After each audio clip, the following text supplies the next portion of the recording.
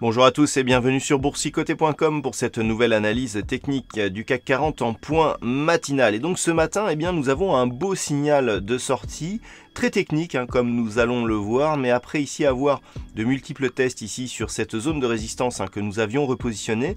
Déjà nous pouvons constater que ce repositionnement est tout à fait correct puisqu'on a eu ici de multiples tests avant la cassure ici du CAC 40, qui plus est avec un signal relativement clair.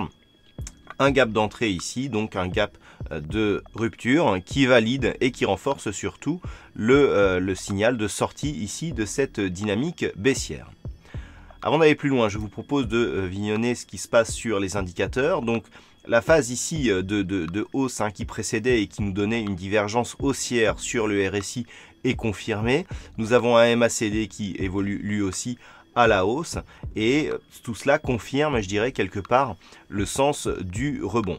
Alors si maintenant on revient aux cours, nous avons donc des cours qui viennent ici chercher une zone qui est très technique. Regardez ici par rapport, si on vise juste les points bas significatifs que nous avions le 22 octobre, le niveau d'ouverture du cash est venu s'inscrire quasiment sur les mêmes niveaux. Donc là, techniquement, on est quasiment au point près.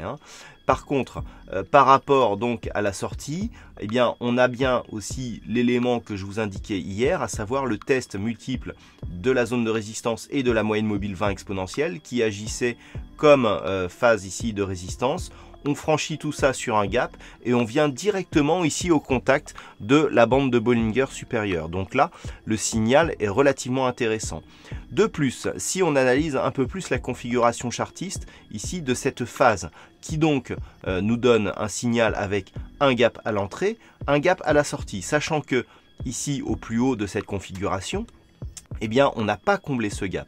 On a un îlot de renversement, mais cet îlot de renversement, il a une forme particulière. Lorsque l'on l'analyse, on a ici une phase d'élargissement, on a donc cette phase-là, on a ici une phase de rétrécissement, et le point de cotation d'hier en cela est très important, et tout cela nous donne une configuration en diamant. Alors, le seul élément qui pourrait faire que ce diamant n'est pas tout à fait valide, c'est le fait qu'ici, on n'ait pas une trajectoire plus directe que ça. Normalement, ici, sur la diagonale du diamant, il faut quelque chose de très rapide. Là, on a 3 bougies par rapport aux autres mouvements.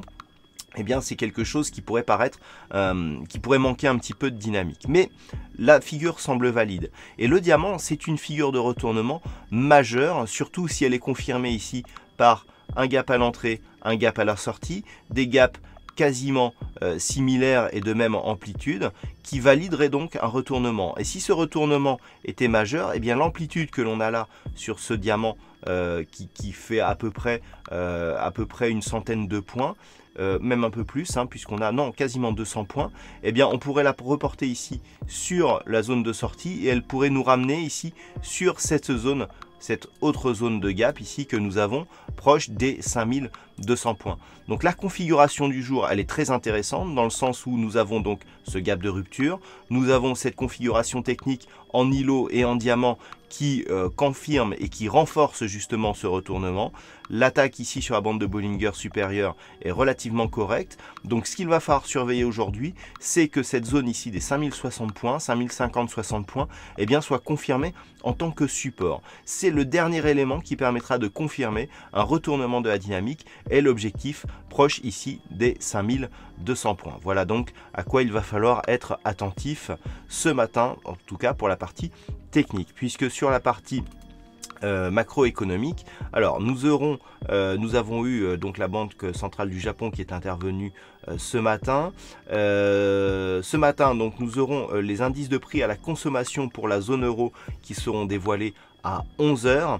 Et puis dans l'après-midi, ce sera encore une journée assez riche avec donc la création d'emplois non agricoles qui seront donnés, donc les ADP qui seront dévoilés à 13h15 du côté des États-Unis. Et puis au Canada, nous aurons le PIB mensuel à 13h30 cette fois-ci qui seront dévoilés. À 15h30, nous aurons enfin les stocks de pétrole brut du côté des États-Unis. Et puis dernière chose, pour ceux qui tradent donc le dollar canadien, sachez que le gouverneur de la Banque centrale du Canada interviendra à 21h15 heure locale. Voilà, donc pour cette analyse technique du CAC 40 et pour ce point matinal, passez une bonne séance, de bons trades. On se retrouve dès ce soir pour toutes les autres analyses techniques du site boursicoté.com.